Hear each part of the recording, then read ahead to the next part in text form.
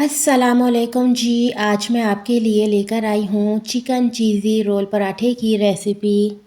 بہت ہی ڈیلیشیس، بہت ہی مزیدار، جسے دیکھتے ہی منہ میں پانی آ جائے، اور بنانا تو اتنا آسان کہ ہر کالج گوئنگ گرل اسے ایزیلی بنا لے۔ تو چلیے اپنے اس مزیدار سی ریسیپی کو بنانا اسٹارٹ کرتے ہیں۔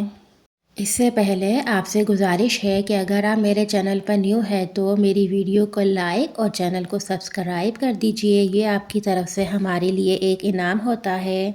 چکن چیزی رول پراٹھا بنانے کے لیے سب سے پہلے میں نے 1 kg چکن لیا ہے، 1 پیکٹ آل پرپز کریم کا شامل کیا ہے، 1 ٹی اسپون کالی مرچ پاؤڈر، 1 ٹی اسپون نمک اور 1 ٹی اسپون سوکھا دھنیا پاؤڈر شامل کر کے چکن کو میرینیٹ کر لیا ہے، اور ساتھ ہی اس میں 2 ٹی اسپون لہسن ادرک کا پیسٹ بھی شامل کر دیا ہے۔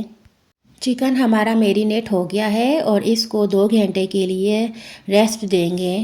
اس کے بعد ہم 1 kg میدا لیں گے اور اس میں 1 T spoon salt, 1 T spoon sugar اور 2 ٹیبل اسپون گھی شامل کر کے اس آٹے کو گوندھ لیں گے۔ فرینڈز، آٹے کی ڈو کو ہم سخت رکھیں گے۔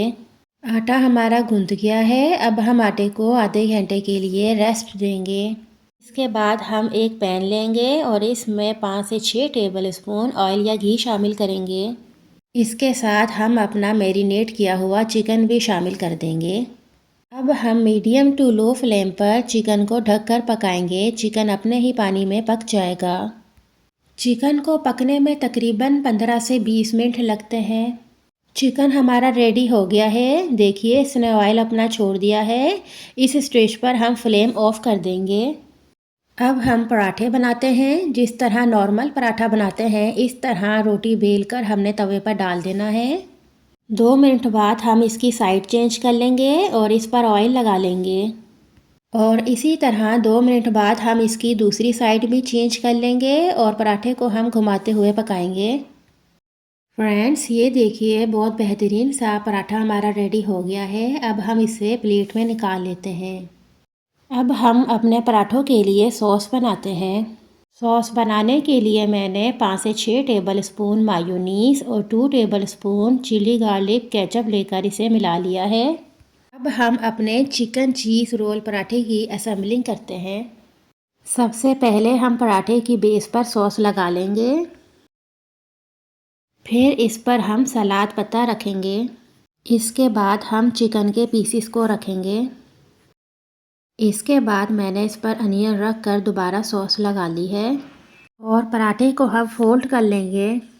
اس کے بعد چکن چیز رول پراٹھوں کو ہم ایک ڈش میں رکھتے جائیں گے، اور اس کے اوپر کدوکش کیا ہوا موزریلا چیز کو ہم ڈالیں گے۔